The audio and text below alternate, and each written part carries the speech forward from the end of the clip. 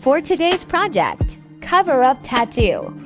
So ito po yung design na napili ng ating boss at kinailangan natin baguhin yung ibang details ng ating reference kasi nga cover up yung gagawin natin para mahabol natin lahat na takpan yung luma niyang tattoo. At kung mapapansin nyo mga boss na yung reference natin medyo may kalakihan, pero ang sabi ng ating boss kahit hindi naman daw natin sundin yung ganong size kasi ang importante daw matakpan yung luma niyang tattoo.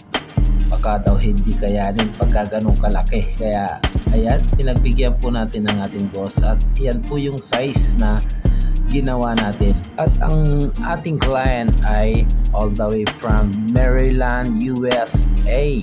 Alright. At si boss nga po pala ay dati na rin nating siyang client.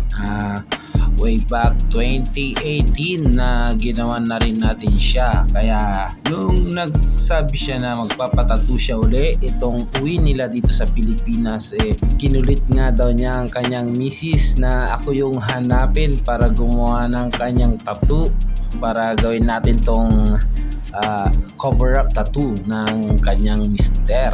Nakakatuwa lang kasing isipin na kahit na ganun katagal andun pa rin yung ako yung hahanapin para gumawa sa kanila. Kaya doon pa lang panalo na tayo mga boss. Maraming salamat sa inyong pagtitiwala at pagtangkilik sa ating gawa. At balik tayo dito sa ating ginagawa.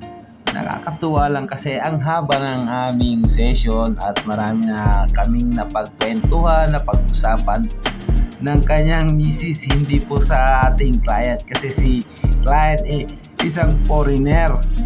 Kaya iniiwasan ko kausapin niya ako kasi nga medyo hirap tayo sa pag-i-English mga boss. At buti na lang kako kay misis niya na sinamahan ng ating boss para may interpreter tayo kasi medyo hirap tayo sa pag-i-English at wala ako sa mood makipag-usap ng Englishan mga boss kasi naubusan tayo ng nakaraang araw foreigner na rin yung ginawa natin.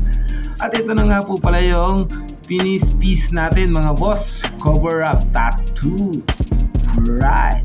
Maraming salamat boss at madam, at sa mga gustong magpabook at mag-inquire, PM lamang po kayo sa aming Facebook page or sa aking account. At please like and follow for more. Salamat!